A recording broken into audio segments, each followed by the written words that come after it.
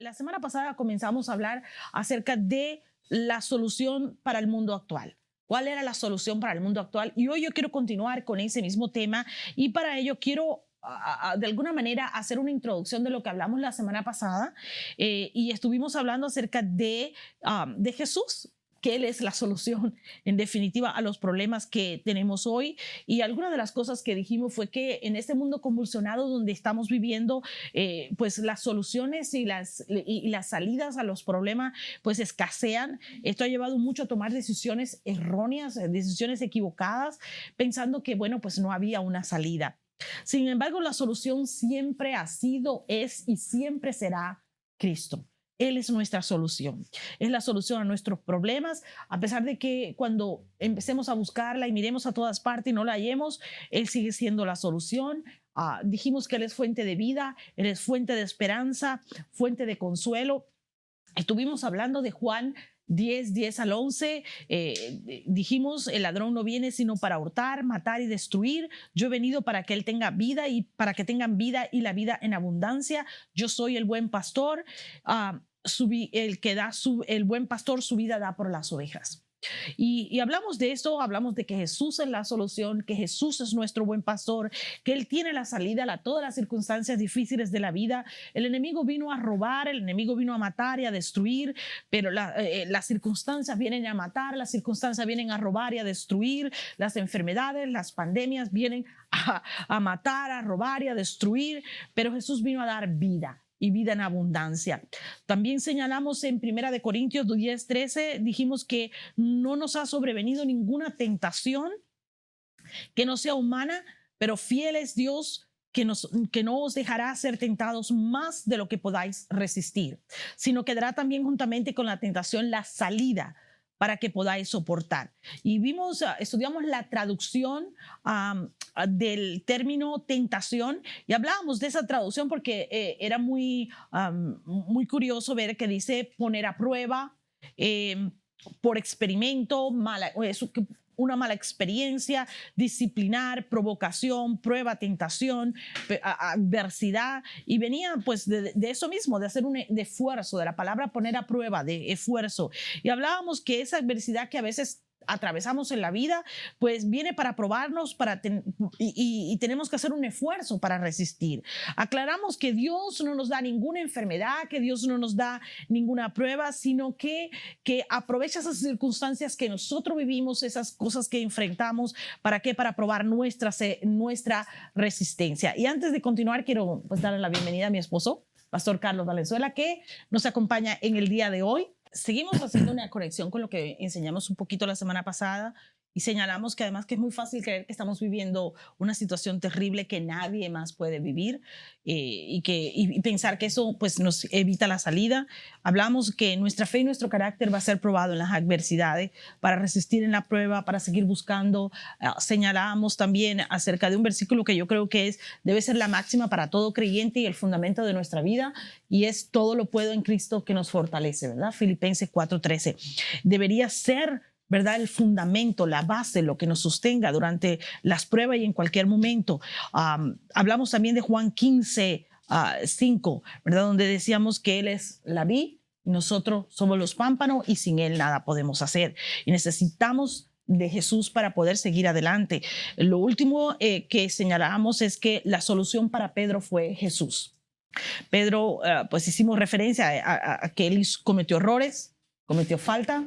Llegó un punto en que él negó a Jesús, ¿verdad? Pero en Juan 6:68 él hizo una declaración poderosa y él le dijo: Señor, ¿a quién iremos? Tú tienes palabra de vida eterna. O sea, que a pesar de sus errores, a pesar de sus faltas, Pedro reconocía que Jesús era el único que podía darle la solución, que Jesús tenía vida eterna, que Él era el único que tenía vida eterna en sí mismo. Entonces, quiero hacer un énfasis en esto hoy, porque quiero enfocarme hoy en esto de que la solución siempre es Jesús.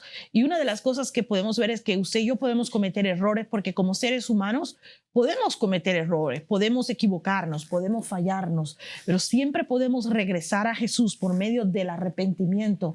Si reconocemos nuestra falta delante de Él nos va a perdonar, y no solamente esto, sino que va a restaurar nuestras vidas, va a poder llevarnos a ese lugar donde usted y yo podamos sentirnos bien y podamos regresar al Padre. Jesús siempre es la solución. No importa cuántos errores podamos haber cometido, no importa lo que podamos haber hecho. Mucha gente hoy día está buscando soluciones rápidas que no implican esfuerzo, y con ello, pues al hacer esto, cometen a veces errores. Y después el problema que produce esas soluciones rápidas son peores que el que habían inicialmente. Por eso necesitamos buscar el consejo de Jesús, y a veces Él nos va a guiar y nos va a mostrar la solución correcta, ¿verdad? Sí, así es. Pero hoy yo quiero, pues ya hablamos de Pedro.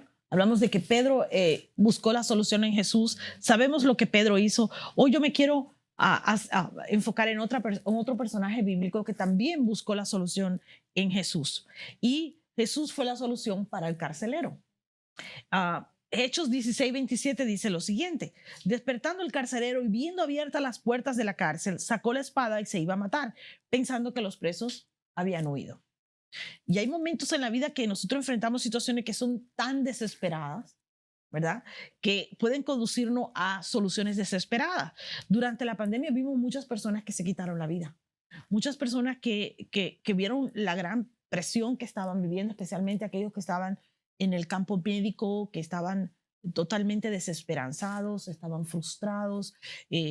Y en medio de esa desesperación, muchos se quitaron la vida, lo cual fue muy triste, naturalmente, pero desafortunadamente este tipo de desesperanza no se limita a una pandemia, sino que además puede cubrir otras áreas de nuestra vida, ¿verdad? Cuando alguien se ve sin salida, pues puede tomar la solución equivocada en un acto de desesperación por algún problema que esté atravesando. Este fue el caso del carcelero, ¿verdad? Vio en ese momento y dijo, bueno, ¿ya qué puedo hacer? Se escaparon todos los presos, voy a tener que pagar por esto, y pensó en quitarse la vida. No necesariamente tenemos que referirnos a una solución tan extrema, pero muchas veces lo que estamos viviendo pues nos lleva a tomar soluciones desesperadas. Por eso vemos que en este caso, para el carcelero, Jesús tenía otra idea, otra salida para él. Y eso lo encontramos en Hechos. Tenemos el versículo, en el mismo ahí, capítulo 16, 27, 30 al 32 y además el 34, dice lo siguiente: sacándoles le dijo, señores, ¿qué debo hacer para ser salvo? Esto después que Pablo y Silas le dicen, hey, tranquilo, no te hagas daño. Entonces dice el versículo 31, ellos dijeron, cree en el Señor Jesucristo y serás salvo, tú y tu casa. O sea, aquí hay una promesa impresionante. O sea, la solución no solamente era para el carcelero, era también para su familia. Y el versículo 32 dice, y le hablaron la palabra del Señor a él y todos los que estaban en su casa. O sea, no solo a él, sino a su familia. Estamos hablando este fin de semana precisamente de la familia, y es que en este es el tiempo donde la familia debe estar más unida que nunca. Dice, y el versículo 34 dice, y llevándolos a su casa les puso la mesa y se regocijó con toda su casa de haber creído a Dios. O sea, este hecho de ellos haber tenido un encuentro con Cristo provocó un cambio radical en el carcelero y en su familia, en todos los suyos, ¿verdad? La salvación llegó a él y llegó después de una situación difícil. Porque hay veces que la situación nos nubla el entendimiento y no podemos ver que más allá de lo que estemos viviendo, todavía hay una vida, todavía hay esperanza y todavía hay algo más que Dios quiere hacer con nosotros. Por eso no podemos perder la esperanza. Tenemos que regresar a Cristo. Así es. A mí me maravilla mucho el primer mensaje que Jesús se registra en el libro de Mateo, que es el famoso conocido sermón de las bienaventuranzas, el monte de las bienaventuranzas, de las bendiciones, de ser dichosos en él. Y literalmente es Jesús dejándoles saber a su gente, a sus discípulos, a los que iban a creer en él, cómo era la forma de vivir en la tierra como en el reino. Ese mensaje empieza en el capítulo 5, llega hasta el capítulo 7, o sea, toma 3 capítulos enteros, y Jesús detalla muchas cosas ahí, habla de la oración, del ayuno, del dar, del ofrendar, del perdón. Y habla ahí es donde está el Padre Nuestro, en ese mensaje. O sea que literalmente el Padre Nuestro viene a ser parte del sermón de las bienaventuranzas, de la predicación de ese mensaje de Cristo. Y en ese pasaje ya él tiene sus discípulos con él, ya los había llamado, y les dice, porque seguramente los vio, cómo trabajaban, cómo se preocupaban por sus problemas, por sus necesidades. Y les da esa palabra en Mateo 6 cuando le dice, por nada, no se afanen por qué van a comer. Algunas traducciones de la Biblia dicen, no se afanen. Otras dicen, no se preocupen. En el original, la palabra es, no tengan ansiedad, no se preocupen. Pero esa palabra griega sale de una palabra que tiene que ver con estar dividido, estar partido en dos, estar separado. O sea, Jesús no les dijo, ustedes no están trabajando para comer, ustedes no están haciendo algo para resolver sus problemas. Lo estaban haciendo, pero la manera diferente, no la manera de Cristo, no la manera del reino de Dios. Entonces Jesús les dice que no lo hagan así. Les empieza a animar y exhortar diciéndoles que Dios Padre da de comer a las aves, Dios Padre viste a la hierba y le da toda esa palabra. Pero lo que me llama la atención, hablando, y sí quiero referir tú hiciste mención de Pedro y la pesca milagrosa, creo que el miércoles pasado, Lucas capítulo 5. Y dice, la palabra ahí en esta de Mateo dice, es estar dividido, estar separado, estar partido en dos pedazos. Y Santiago dice que una persona que esté dividida, que esté a doble ánimo, en nada puede hacer. Y sus oraciones no son contestadas o no llegan al Señor. Ahora, en Lucas 5, Jesús está predicando de la barca de Pedro, le está predicando a una multitud. Y de repente cambia y Jesús le dice a Pedro, moga mar adentro o vete mar adentro. En otras palabras, vete a lo profundo del mar de Galilea donde estaban pescando y tira las redes. Y Pedro responde y le dice, Señor, toda la noche hemos estado trabajando. Y le dice, creo que esa palabra dice así, toda la noche hemos estado trabajando y nada hemos pescado. Pero luego le dice, pero en tu palabra echaré la red. Ahora, esta palabra trabajando está ligada a la palabra de Mateo 6, de ansiedad, de preocupación. Porque esa palabra significa, por ejemplo, en el original, estar fatigado. Significa trabajar duro. Significa esforzarse sin resultados. Y significa afán y ansiedad y arduo trabajo. O sea, ellos estaban trabajando, y quiero ligar esto con lo que tú estás diciendo, Jesús es la solución a todo. Jesús vino a presentarnos la forma del reino de Dios en la tierra, la forma de hacer las cosas, la forma de enfrentar los problemas, la forma de creer. Porque antes de que Jesús viniera, la gente trabajaba, la gente trataba de resolver sus problemas, la gente se casaba, la gente creía en Dios, pero a su manera. Y Jesús vino a revelar la forma de Dios de hacerlo, que es totalmente distinta del hombre. Entonces, en Lucas 5, Pedro le afirma que ellos estaban trabajando y toda la noche y estaban cansados y estaban afanados y estaban ansiosos.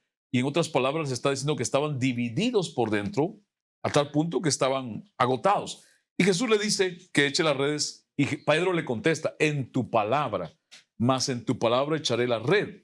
Y el resultado es que dice la Biblia que agarraron gran cantidad de peces.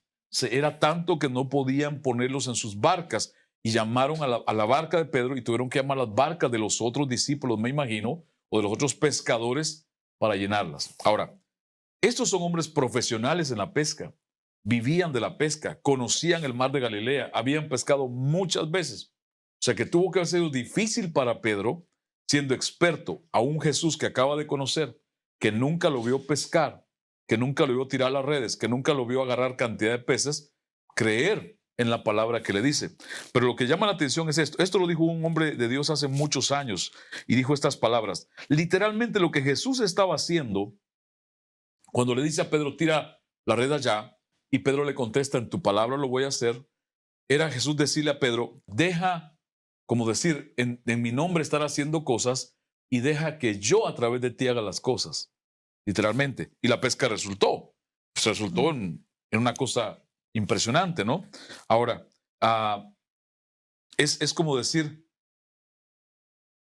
la gente, todos buscamos y tratamos de resolver los problemas, tratamos de buscar solución a todo lo que necesitamos resolver, pero regularmente lo hacemos a una forma o una manera que no es la que tiene que ver con Dios. Y fue Jesús. Por eso es la respuesta, es la solución, el camino también. Es el único mediador entre Dios y los hombres, pero Jesús vino a revelar esa manera, esa forma, que es la mentalidad de Dios en la tierra para hacer las cosas. Y ahí Jesús es la respuesta para todo, para el matrimonio, para las finanzas, no solamente para la salvación, porque incluso la palabra que tú mencionaste, cuando dices que Jesús es la salvación, es una palabra que conocemos griega que significa sanidad, significa restauración, significa libertad, significa prosperidad, que es la palabra soteria o soso. O sea, Jesús primero es salvar el alma, pero también hay otras situaciones o todas las situaciones de la vida humana que Él es la respuesta. Y hay personas que en el matrimonio pueden estar pasando algo, en las finanzas, en su cuerpo físico, y Jesús es la solución. Jesús es la única forma que Dios nos ha provisto para ir a Dios a resolver los problemas. Tremendo que mencionaste esto, o sea, esto de la ansiedad, porque justo es un versículo con el cual quiero terminar. Quería hablar un poco acerca de la mujer del flujo de sangre, para la cual también Jesús fue la solución. Sí. Y quiero hablar de esta mujer no solo porque estamos hablando de una enfermedad, ¿verdad? Porque esta mujer sufrió una enfermedad por 12 años, una enfermedad terrible, pero y dice que ya los médicos no sabían qué hacer con ella, o sea, ya no podían ayudarla. Pero mira lo que dice la palabra en Lucas 8:43. Dice, pero una mujer que padecía de flujo de sangre desde hacía 12 años y que había gastado en médico todo cuanto tenía y por ninguno había podido ser curada. O sea, ya no solamente se trataba de la enfermedad física, sino que había algo más. Había una situación financiera. Dice que se había gastado todos sus medios, pero también estaba el estigma social. De acuerdo a la religión de la época, no podía salir a la calle, no podía tener vida social, ni siquiera podía entrar a la iglesia local. O sea, esta mujer vivía en una condición de aislamiento, algo con lo que estamos familiarizados en la actualidad, ¿verdad? Es algo que a pesar del tiempo que ha pasado, pues está bien actual. La solución para ella fue Jesús también. Y mira, dice Lucas 8:44, dice, se le acercó por detrás y tocó el borde de su manto y al instante se detuvo el flujo de su sangre. Tal vez el médico dijo que ya no hay solución, ¿verdad? O le diagnosticaron a una persona una enfermedad terminal, o está viviendo en una situación que es terminal, una deportación, una bancarrota, un divorcio. Son situaciones que se pueden considerar terminales, que ya por donde quiera que lo busca, pues no hay solución. Y en este día yo quiero recordarte que Jesús sigue siendo la solución. Esta mujer tenía una enfermedad, había gastado su dinero, había empeorado, nadie le podía ayudar, pero ella buscó a aquel que sí podía ayudarle. Buscó a Jesús. Y Dios desea que nosotros entreguemos todas esas cargas. Y ahí es donde quería llegar a 1 de Pedro 5:7, que la palabra de Dios dice, echando toda vuestra ansiedad sobre Él, porque Él tiene cuidado de vosotros. Y la palabra ansiedad que está ahí es la misma palabra que usaste anteriormente. O sea, estamos hablando de la misma palabra. Y esa palabra quiere decir en el griego, es la palabra merimma, que quiere decir afán, quiere decir ansiedad, quiere decir preocupación, estar dividido, pero sobre todo da la idea de distracción. ¿Ok?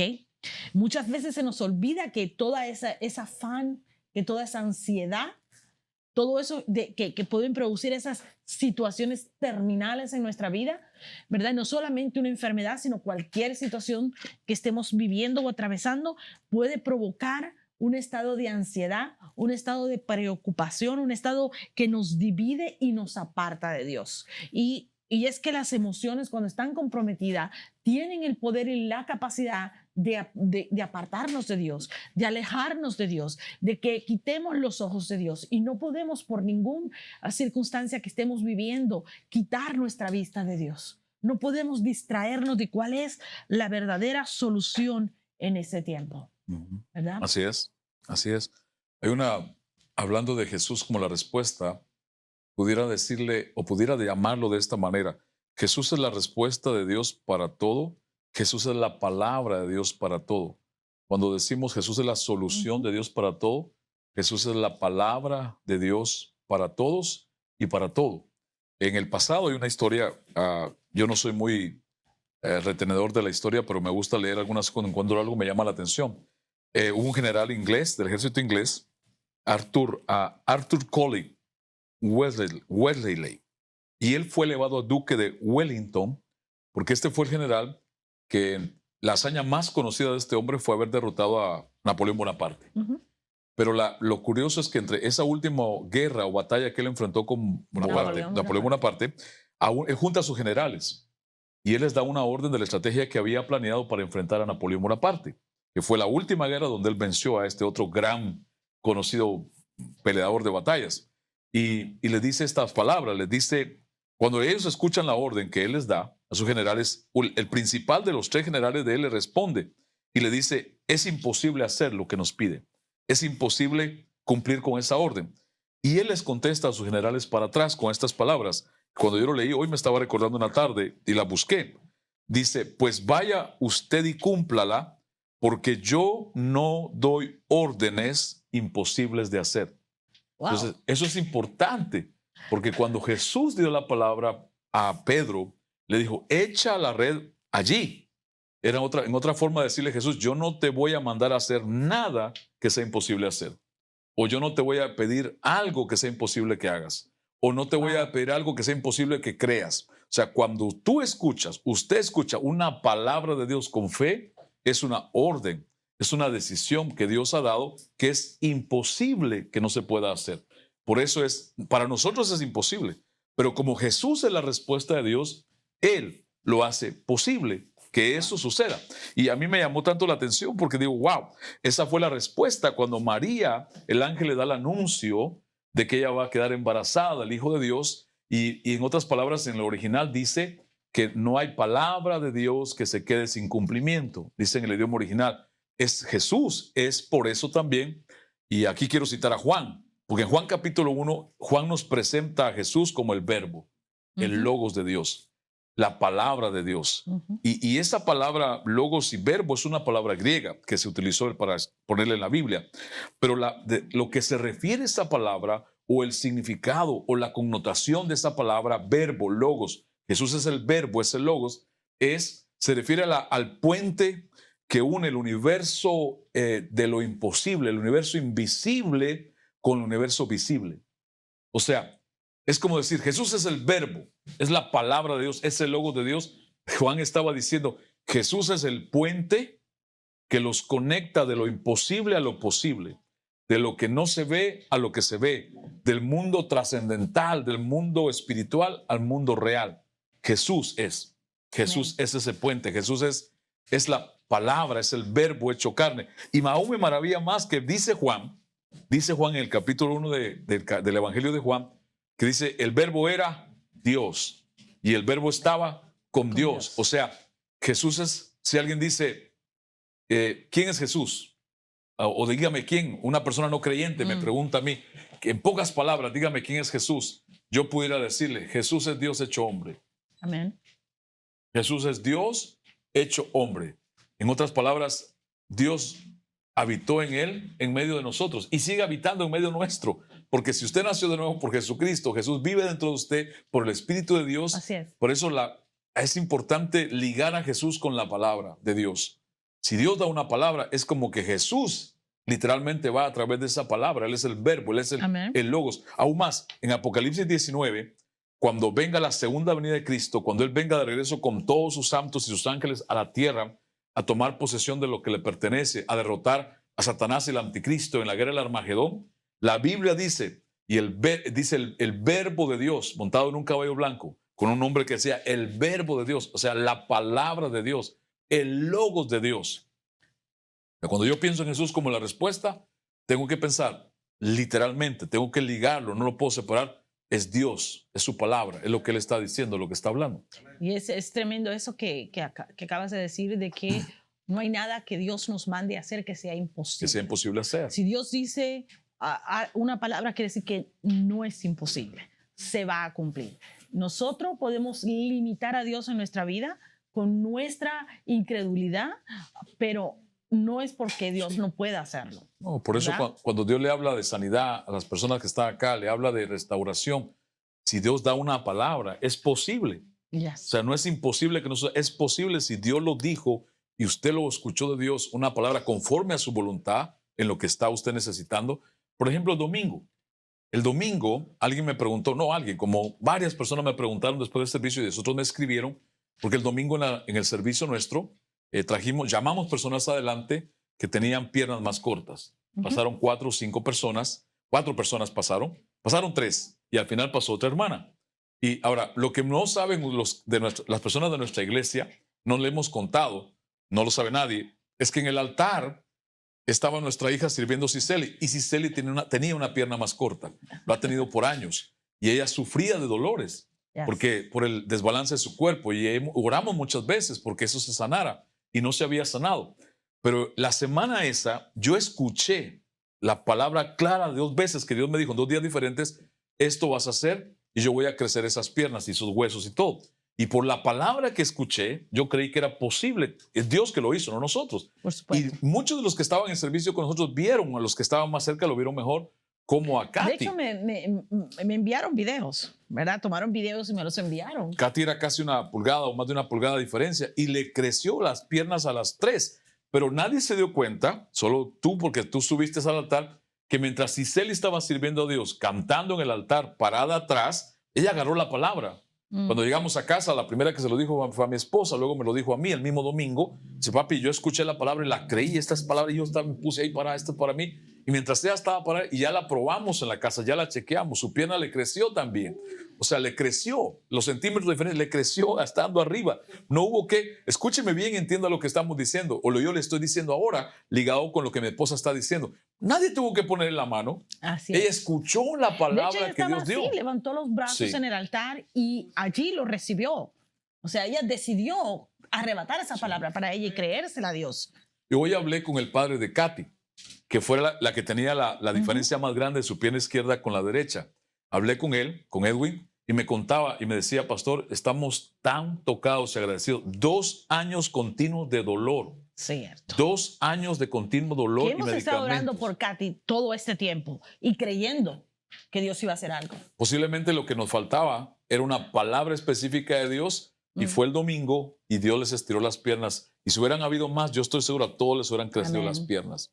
Así que si tú estás creyéndole a Dios por un milagro creativo, le estás creyendo por una provisión, le estás creyendo por una sanidad, Jesús sigue siendo la respuesta. Confía en Él, que si Él no puede sanarte directamente, Él va a usar a un médico, va a usar a un cirujano, Él va a usar a quien tenga que usar, pero Él va a traer esa sanidad a tu vida y a tu corazón, a tus finanzas, a tu familia, a la restauración, lo que sea que sea necesario, ¿verdad? Así es. Quiero decirle a usted que nos ha escuchado y siempre trato de decirlo aquí en la oficina, en casa. No pongamos nuestros ojos en lo que Dios no hace o no está haciendo. Siempre ponga sus ojos en lo que Dios está haciendo. A veces oramos por algo, una sanidad, una provisión, y no llega como esperábamos. Entonces nuestros ojos se quedan ahí porque queríamos que Dios lo hiciera así. Dios siempre hace algo. Entonces ponga sus ojos en eso. Por ejemplo, personas que han muerto en este tiempo. Murieron, pero murieron salvas. Entonces pongamos los ojos en la salvación, que están en la presencia de Dios. No pongamos los ojos en que no le salvó la vida, no, le salvó el alma, que es más importante aún, para darle la vida eterna. O sea, siempre ponga sus ojos en lo que siempre Dios está haciendo y no en lo que Dios no está haciendo.